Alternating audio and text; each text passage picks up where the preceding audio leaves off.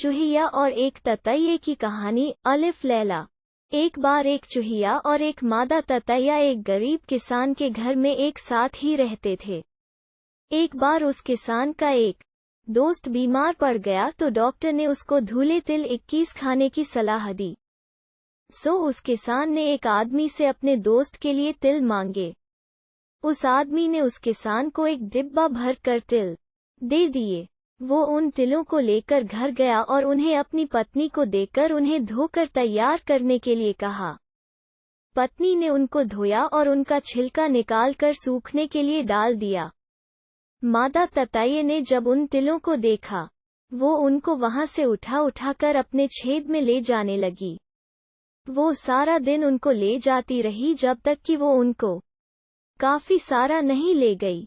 शाम को जब किसान की पत्नी आई तो उसने देखा कि उसके बहुत सारे तिल तो वहां से जा चुके हैं। पहले तो वह वहां आश्चर्य करती खड़ी रही कि उसके तिल कौन ले गया, पर फिर वो वहीं यह देखने के लिए बैठ गई कि देखूं तो ये तिल कौन ले जा रहा है।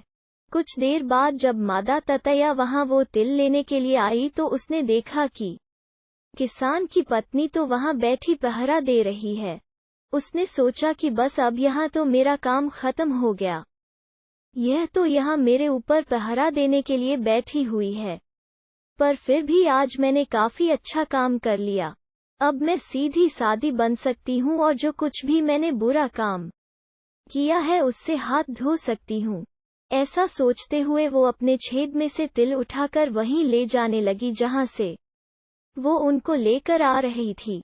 उसको तिल ले जाते देखकर किसान की पत्नी तुरंत ही उठ खड़ी हुई और मादा ततैये को यह करते हुए देखकर सोचा कि लगता है इसने हमारा नुकसान नहीं किया है, क्योंकि यह तो मेरे तिल उसके छेद से वापस ला रही है जिसने हमारा नुकसान किया है। मैं अभी यहीं बैठकर उसको देखती हूँ जो वाकई में मेरे ये दाने उठाकर ले जाता रहा है। सो वो फिर वहीं बैठ गई। इतने में मादा ततैये ने चूहिया से जाकर कहा, बहन, वो कोई अच्छा आदमी नहीं होता जो दोस्ती में वफादार नहीं होता।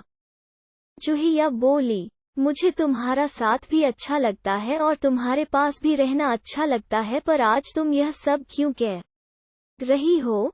उद्धरण चिन्ह। मादा ततैया बोली, आज मकान मालिक कुछ तिल के बीज लेकर आया है। उसने तो पेट भर कर खा लिए हैं, बल्कि सबने पेट भर कर खा लिए हैं, फिर भी उसके पास अभी और बहुत सारे बीज हैं।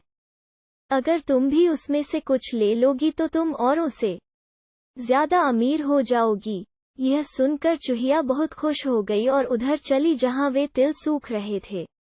उसने देखा नहीं कि किसान की पत्नी वहां एक डंडी लिए बैठी थी।